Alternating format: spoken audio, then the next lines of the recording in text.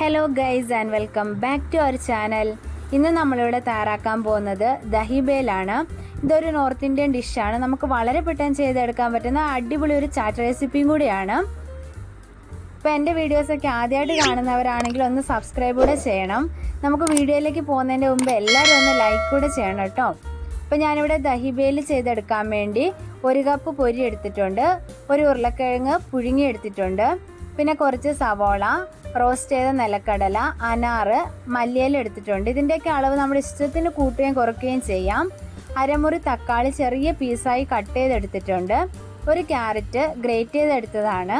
ഇനി നമുക്കിതിലേക്ക് ആവശ്യമുള്ളത് തൈരാണ്. ഞാനിവിടെ ഒരു 3 ടേബിൾ സ്പൂൺ തൈരും ആവശ്യത്തിനുള്ള മിക്സറും എടുത്തിട്ടുണ്ട്. പിന്നെ നമുക്കിതിലേക്ക് ആവശ്യമുള്ളതാണ് പുളി ചട്നി, റെഡ് ചില്ലി സോസ്. നിങ്ങളുടെ കയ്യിൽ റെഡ് ചില്ലി സോസ് ഇല്ലെങ്കിൽ ഗ്രീൻ ചില്ലി സോസോ പച്ചമുളകോ ചേർത്ത് കൊടുക്കാവുന്നതാണ്.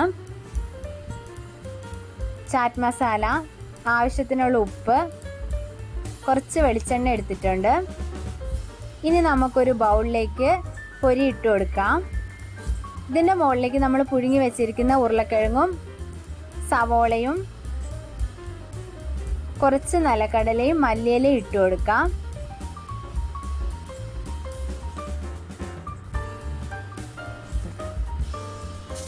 അതിനുശേഷം ആവശ്യത്തിനുള്ള ഉപ്പ് ചേർത്ത് കൊടുക്കാം. 1 ടേബിൾ സ്പൂൺ റെഡ് ചില്ലി സോസും 1.5 ടേബിൾ സ്പൂണ് പുളി ചട്നിയും കൂടെ ചേർത്ത് കൊടുക്കാം. 1/4 ടീസ്പൂണ് ചാറ്റ് മസാലയും ആവശ്യത്തിനുള്ള മിക്സർ കൂടെ ചേർത്ത് കൊടുത്ത ശേഷം നന്നായിട്ട് ഇതൊന്ന് മിക്സ് ചെയ്തെടുക്കാം. അപ്പോൾ ഇതൊന്ന് മിക്സായി വന്നിട്ടുണ്ട്. ഇതിലേക്ക് നമുക്ക് 1 ടേബിൾ സ്പൂണ് വെളിച്ചെണ്ണയും കുറച്ച് ക്യാരറ്റും കുറച്ച് തക്കാളിയും കൂടെ ചേർത്ത് കൊടുക്കാം. ഏറ്റവും അവസാനമേ ക്യാരറ്റും തക്കാളിയും ചേർത്ത് കൊടുക്കാവൂ, അല്ലെങ്കിൽ അത് ഒരുപാട് കുഴഞ്ഞു പോവും.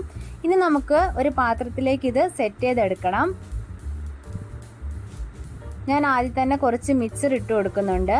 ഇനി ഇതിൻ്റെ മുകളിലേക്ക് നമുക്ക് മിക്സ് ചെയ്ത് വെച്ച പൊരിയുടെ പകുതി ഭാഗത്തോളം ഇട്ട് കൊടുക്കാം.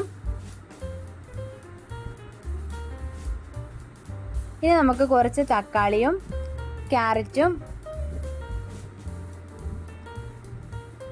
നിലക്കടലയും മിക്സറും മല്ലിയിലയും കൂടി ഇട്ട് കൊടുക്കാം. ഇനി ഇതിലേക്ക് നമുക്ക് 1 ടേബിൾ സ്പൂണ് പുളി ചട്നി ചേർത്ത് കൊടുക്കാം.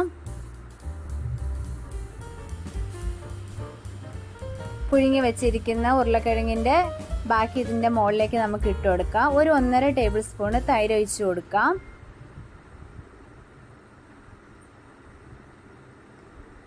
ബാക്കിയുള്ള പൊരിയുടെ മിക്സും കൂടി ഇതിൻ്റെ മുകളിലേക്ക് ഇട്ട് കൊടുക്കാം. കുറച്ച് ക്യാരറ്റും മല്ലിയിലയും സവോളയും ഇട്ട് കൊടുക്കാം. കുറച്ച് മിക്സറും കൂടി ഇട്ട ശേഷം 1/2 ടേബിൾ സ്പൂൺ തൈരും അതിൻ്റെ മുകളിലേക്ക് കുറച്ച് അനാറും കൂടി ഇട്ട് കൊടുത്താൽ നമ്മുടെ അടിപൊളി ദഹി ബേൽ ഇവിടെ റെഡി ആയിട്ടുണ്ട്. വളരെ പെട്ടെന്ന് ചെയ്തെടുക്കാം. അപ്പോൾ എൻ്റെ വീഡിയോസ് നിങ്ങൾക്ക് ഇഷ്ടപ്പെട്ടിട്ടുണ്ടെങ്കിൽ ലൈക്ക് ചെയ്യുക, ഷെയർ ചെയ്യുക, കമൻറ്റ് ചെയ്യുക. അപ്പോൾ മറ്റൊരു പുതിയ വീഡിയോ ആയിട്ട് വരുന്നവരേക്കും ബൈ.